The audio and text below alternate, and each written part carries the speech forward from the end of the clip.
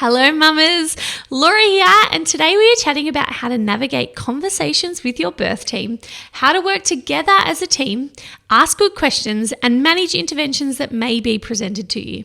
Enjoy! Hey mama, I'm sending you wonderful pregnancy vibes. It's time for you to guide you through. Let's take some time for you. It's Pregnancy with Physio Laura. Hello mamas, and welcome back to the Pregnancy with Physio Laura podcast. Today we are kicking off with the third episode in our Ask the Midwife series, chatting all about asking questions with your birth team and managing interventions. So in this episode, we'll cover how to respectfully ask questions so that you gain proper informed consent, but without feeling like it's an us versus them situation with your birth team. We'll also chat about how to be an active participant in staff handovers, a script that you could use when being presented with certain birth interventions, and the importance of language when it comes to birth and the birthing environment. Now, this is episode 3 of a 6-part Ask the Midwife series with the amazing Beth Ryan, our resident midwife and childbirth educator. You can find out more about Beth and check out her incredible Instagram account by visiting @birthwithbeth. And if you missed it, make sure you go back and listen to the first 2 episodes in this podcast series where we chat about the importance of stimulating the labour hormone, oxytocin, and labouring at home for as long as possible, plus how to create a beautiful birth environment once you do arrive at hospital. Now, there is so much amazing content coming up in this Ask the Midwife series, so if you haven't already, be sure to subscribe to the Pregnancy with Physio Laura podcast so you don't miss out. In this Ask the Midwife series, we'll be covering the things to consider when setting up a postpartum support plan, the practical steps you should take to make sure you're not overwhelmed after birth, questions to ask and preferences to know about when it comes to C-section birth, inductions, vaginal examinations, the pros and cons of both, and so much more. We also have a bonus episode exclusive only for Pregnancy Posse members where Beth gives us her top 3 essential items to pack in your hospital bag, ways in which your partner can best support you during birth, managing a posterior labour, and the lowdown on epidurals. Now, remember, this entire podcast series and all our other podcast series, along with any of our exclusive member-only content, is all live right now inside the Pregnancy Posse. So if you'd love to access all the bonus content and listen to or watch this entire podcast series right now, rather than waiting for future episodes to come out, then go and check out the Pregnancy Posse. I have taken my years of experience helping pregnant and postnatal women as a women's health physiotherapist and made this accessible to every wonderful woman online inside the Pregnancy Posse. So when you join the Pregnancy Posse, I will personally guide you week by week through your pregnancy with safe weekly workouts tailored to your exact week of pregnancy. I also do a weekly Q&A session where I answer all of your burning questions, and there is a wonderful community forum where Posse members all support each other, introduce themselves, and ask wonderful questions. Plus, we have an extensive resources library to help you avoid Googling all your symptoms. Now, I would love to help you have a healthy, active, pain-free pregnancy. So just head over to thepregnancyposse.com to see what the Pregnancy Posse is all about and to trial it for 7 days. Now, let's get into episode 3 of our 6-part Ask the Midwife series. I hope you love this chat with Beth when we talk about navigating conversations and interventions with your birth team. Enjoy. So let's talk about now intervention. So we've spoken about labouring at home. We've spoken about creating like the ideal hospital environment. Yeah. Let's talk about how do women and their partners approach the topic of interventions? And I know you have some really great information on your Instagram about ways to bring up your questions or your concerns, but without becoming really defensive where it feels like an us versus them sort of relationship. So could you talk us through how you would suggest someone manage that? Yeah, so I think you've just kind of nailed it, that you want to avoid the us versus them, because at the end of the day, it's not that someone, whether you feel like it or not, it's not that someone's actively trying to derail your birth plans.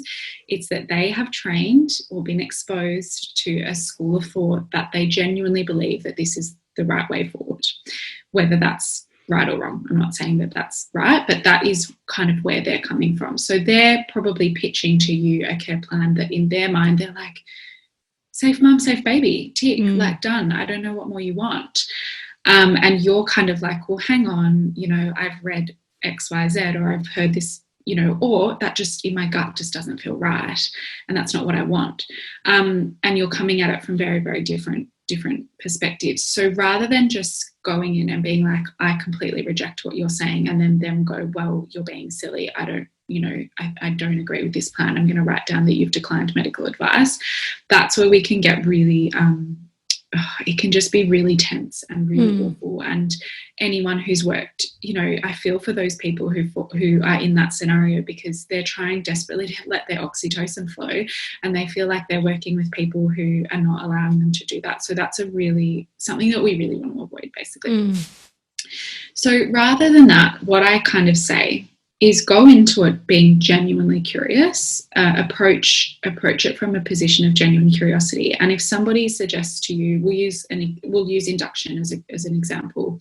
If you're at your 39-week appointment and someone says to you, Laura, your baby is on the bigger side, I think it's best that since you're 39 weeks that we just get on with it and we have an induction. And, you know, this is the first you've heard. For all you know, you've had a really low risk, healthy, easy pregnancy, and your gut just goes, what, like an induction? Like, I don't really want an induction. I feel like everything's going well. Rather than saying, no, I completely disagree with that. It's just a flat no. The best thing to do is say, do you mind explaining your concerns and what's changed with your concern? Because, you know, I've been seeing you every week now for the last couple of weeks and you haven't said anything about a big baby, and, you know, I'm just a little bit confused. And then, you know, wait for them to explain. And if they say, oh, just in my experience, after 39 weeks, babies get big, then, you know, that's a very vague answer. Whereas if they come back to you and say, looking at your chart here, I'll show you, we can see that, you know, the fundal height is gradually increasing, and, you know, based on your last growth scan, these are some concerns. The next step would be to then say, can you explain to me the risk of why is a big baby a problem? And big baby is just an example, but it's a common one. So why is X an issue for you? What's concerning you? And kind of try to unpack their thinking and ask for evidence. So say, do you mind explaining to me the research that's informing your recommendation? And then, you know, if they say that they've found, you know, X amount of babies and these outcomes, you can say, and can you explain how that relates to me and my pregnancy and my baby? So trying to be really, really specific and just trying to understand, is this an evidence-based recommendation, or is this something that's like, you know, an anecdotal, maybe they're going on their experience or they're working on a hunch, and you're kind of thinking, well, that doesn't really feel like a solid enough reason for intervention. So I think, yeah, coming at it from a position of genuine curiosity is good, and really trying to understand and appreciate their knowledge, and then saying, okay, great, like I've taken on your knowledge and your expertise, and now I want you to take on my concerns, and saying, what I'm worried about is X, Y, Z. And, you know, I'm worried that if I have an induction that might lead to other intervention, and what I really want to avoid is this. Having a really open discussion.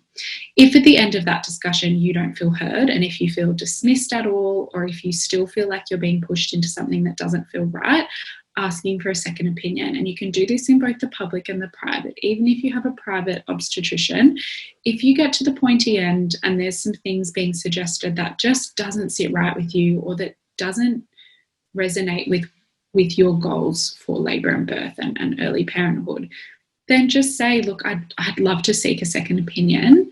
Can we reschedule another appointment in a few days, because I'm just going to do some research, and asking for time. Basically, you don't, you know, unless it's really time sensitive, and it will be very clear, you know, the only things that are really, really time sensitive are if, you know, your baby's heart rate suddenly changes or something in labour. That's a different scenario.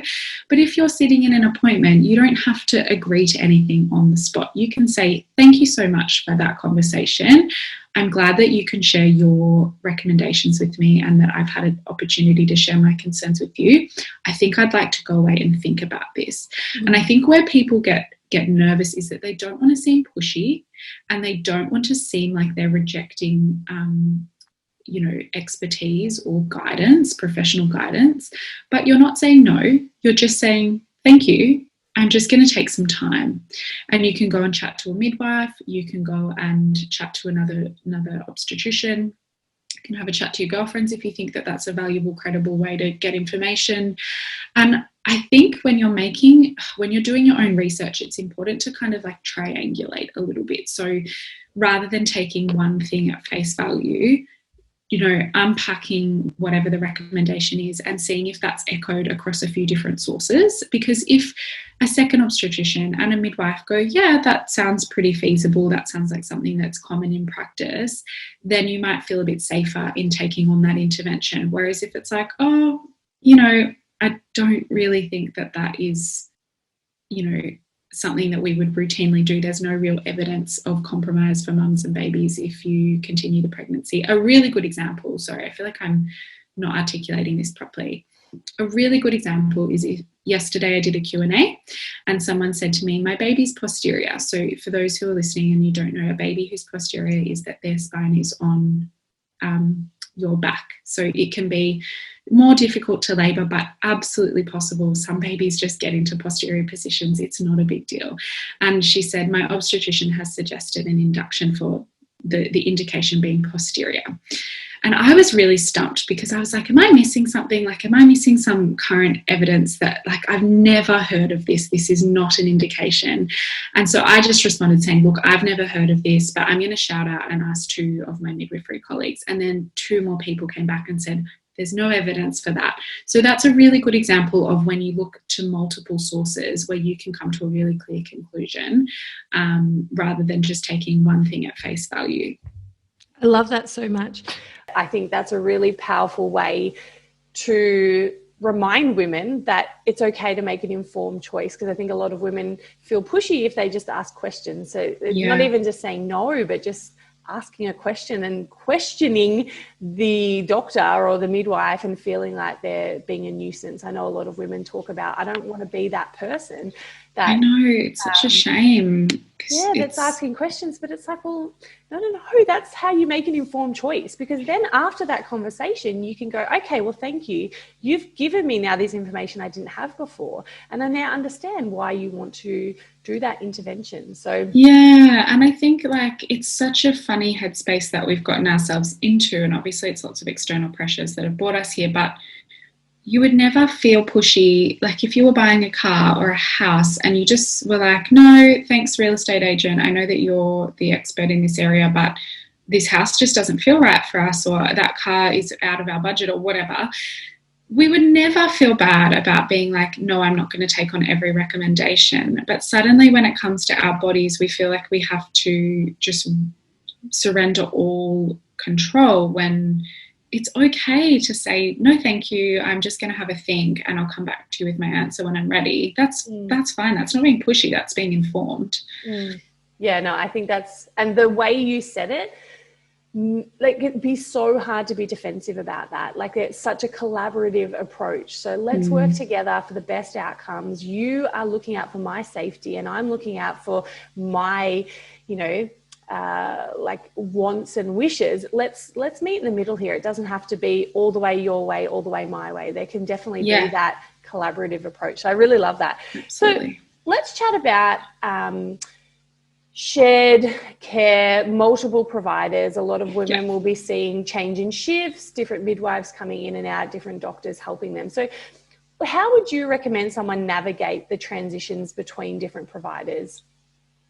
Yes. So I guess from this is really common in the public system just because of the way that we work in shifts and different teams of doctors and midwives will rotate. So I think if you are working with a midwife that you've got a really good rapport with and you know that the end of their shift is near, having, and this is where your partner can do this for you, but communicate to them, we've really liked X, we've really liked that you supported us to stay in the shower, or we've really liked the way that you've set the room up.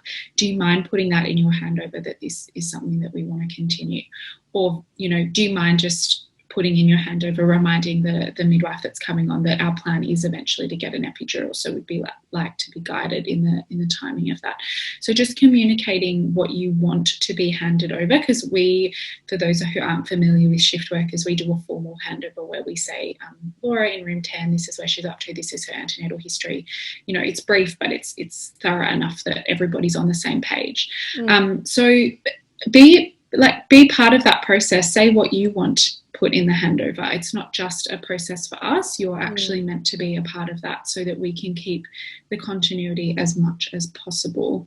I also think that sometimes you don't know who you're getting, and sometimes, you know, it happens with me too. Like sometimes you'll click really, really instantly with somebody and that rapport just builds instantly, and other people, for whatever reason, it's just a little bit more of a slow burn, and that's fine and that's okay. We can still work together, but that's where your support person knowing what their role is so important, so that if you do get a midwife that comes on, and, you know, fingers crossed this doesn't happen, but they come in and they're like, right, what's going on in here? They turn on the lights and they kind of ruffle your feathers a little bit.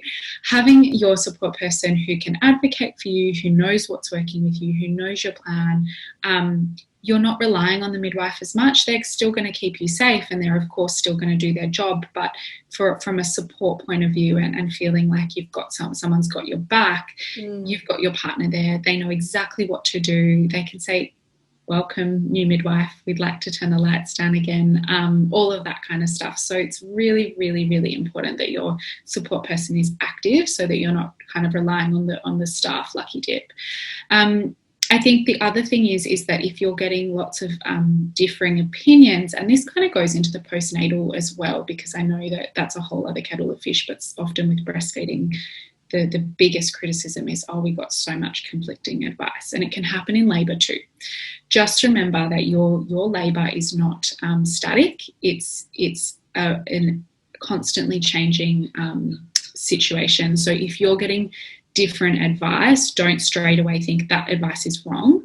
Think, okay, maybe something's changed, so maybe the baby's heart rate has changed, or maybe we're in a different stage of labour where different management options are more appropriate than others. So again, just coming back to that idea of we're collaborating, we're a team. It's not an us and a them. It's trying to understand, okay, you know, the last midwife said it was okay if I got in the bath, and you're saying that I can't get in.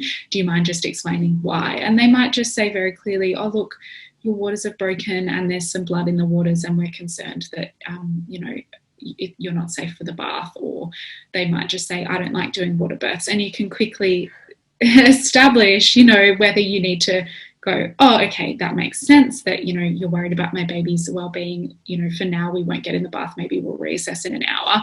Or if it's like, okay, so you just don't want to you don't want me to get in the bath, maybe let's unpack that a bit more. So yeah, know that sometimes the change is the changing advice is a good thing, and it's reflecting what's actually happening for you in your labour. And then other times it's just a case of your partner needing to be that constant for you. And that's what I would say.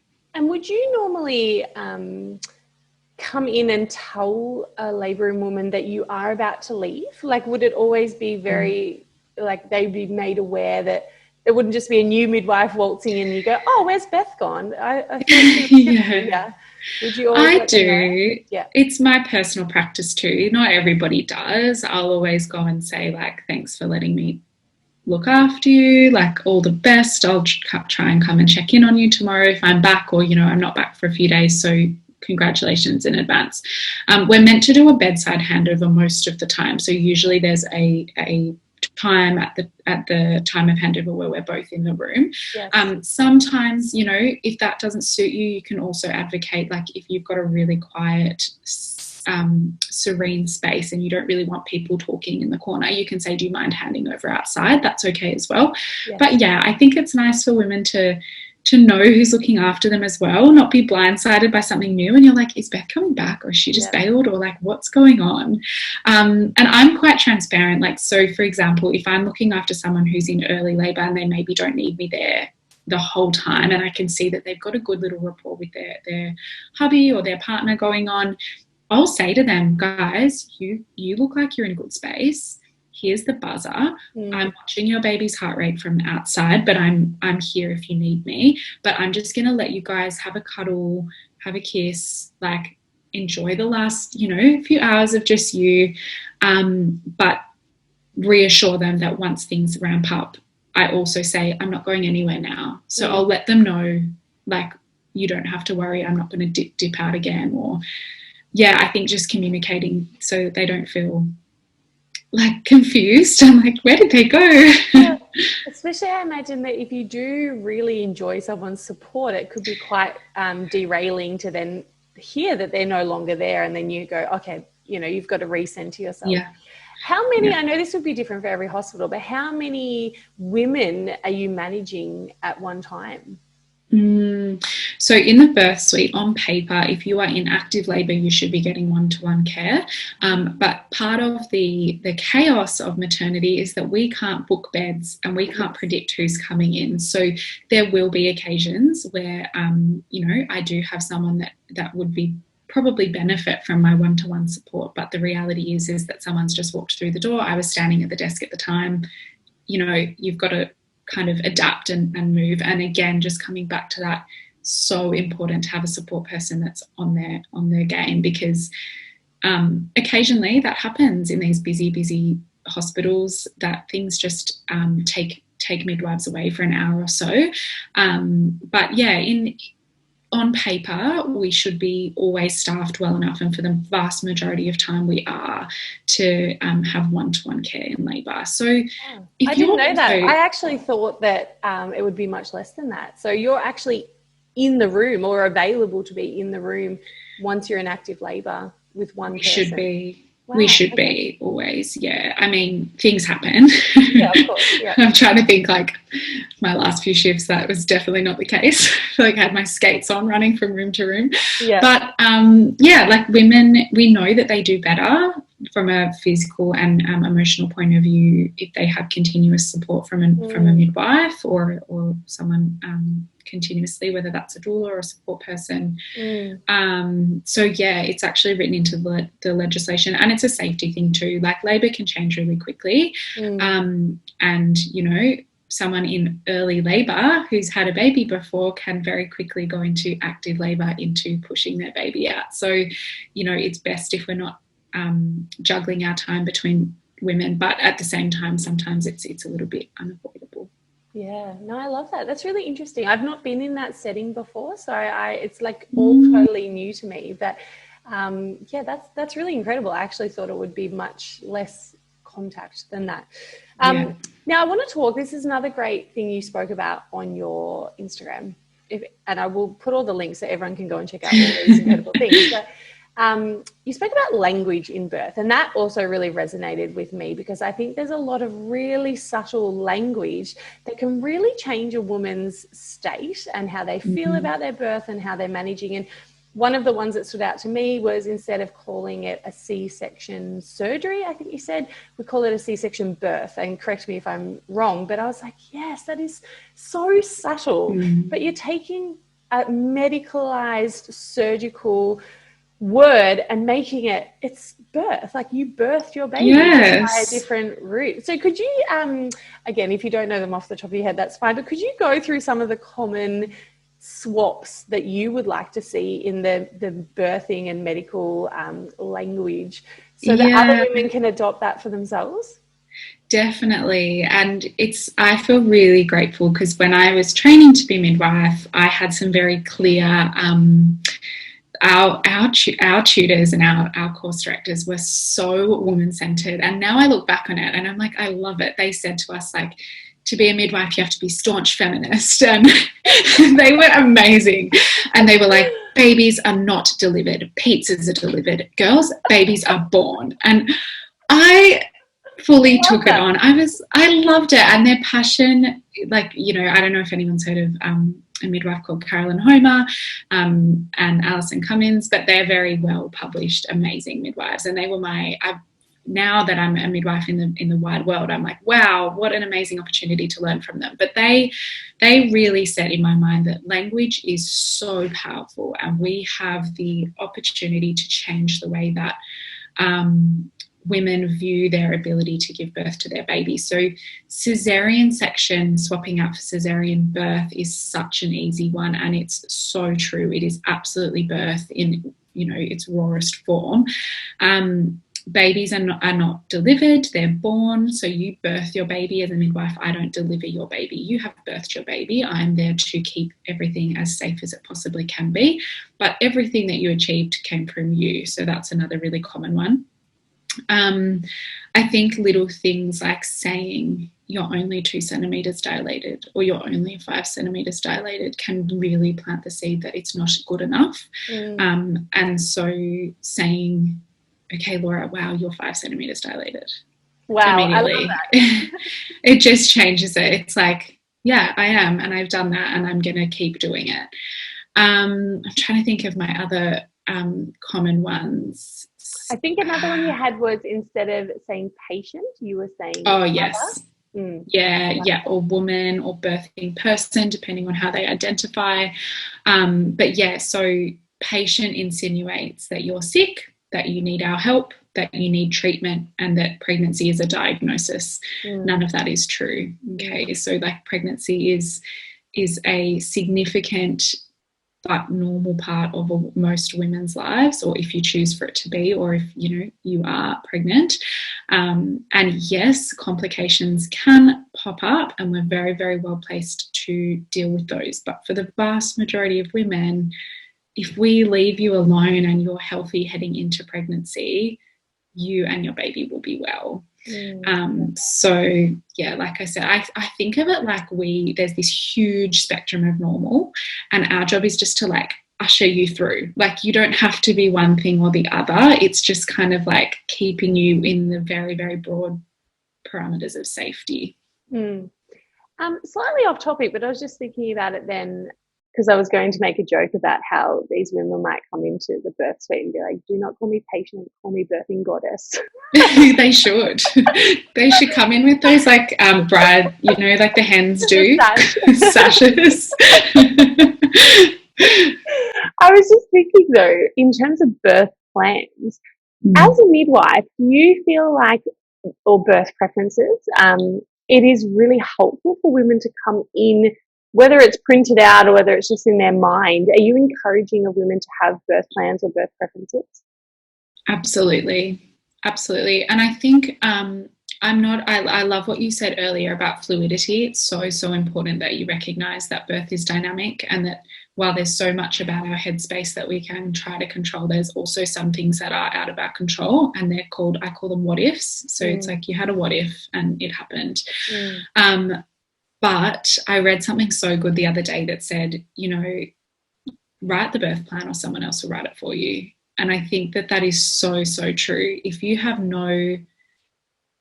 it's like if you stand for nothing, what is it like if you stand for something or stand for nothing, or one of those kind of like sayings. And it's everything. Yeah. And it's kind of that thing of like, it's not about having the birth plan, because the birth plan might not actually come to fruition. It's about researching your options and putting down in a concise way, either in your head, on your phone, or on a piece of paper for the midwives, just some things that are important to you and some things that you want to strive towards, and things that you want to be supported in.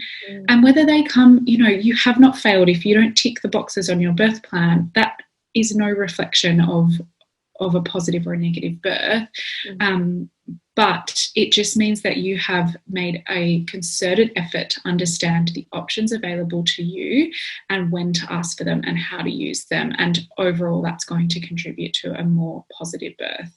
Yeah, I love that. I really like that. I think some people feel funny about creating a birth plan because it may look too forward, like too pushy or too suggestive. But I think you've described that really, really well.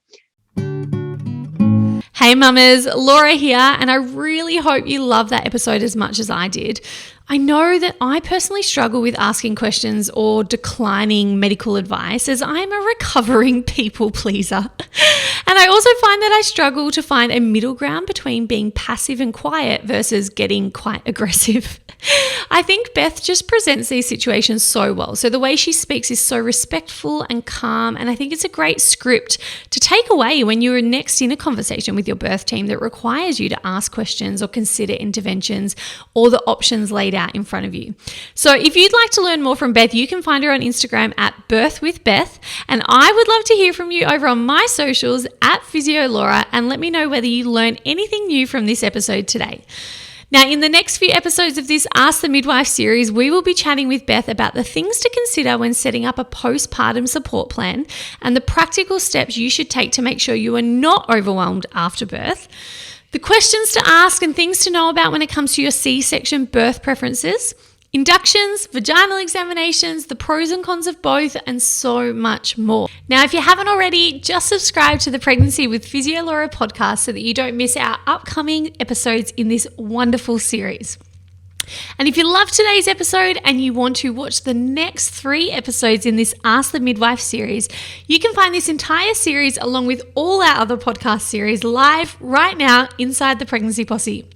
For most series of the podcast, we also record exclusive bonus content for Pregnancy Posse members. And in the bonus member-only episode for this Ask the Midwife series, Beth talks us through her top 3 essential items to pack in your hospital bag, ways in which your partner can best support you during birth, managing a posterior labour, and the lowdown on epidurals. Inside the Pregnancy Posse, you'll also find weekly guided pregnancy workouts, an extensive resources library on birth preparation, pelvic floor exercises, and managing pregnancy pains and injuries, plus a wonderful community forum and weekly Q&A sessions with me. Now, I would love to help you have a wonderful pregnancy, birth, and postnatal experience. So just visit thatpregnancyposse.com to see what the Pregnancy Posse is all about and to trial it for 7 days. I will catch you soon for episode 4 in this 6-part Ask the Midwife series, where we'll be chatting about setting up the ultimate postpartum support plan and the things to consider whilst you're still pregnant so that you're not overwhelmed after birth. Until then, mamas, sending you wonderful pregnancy vibes and enjoy the incredible journey that is pregnancy.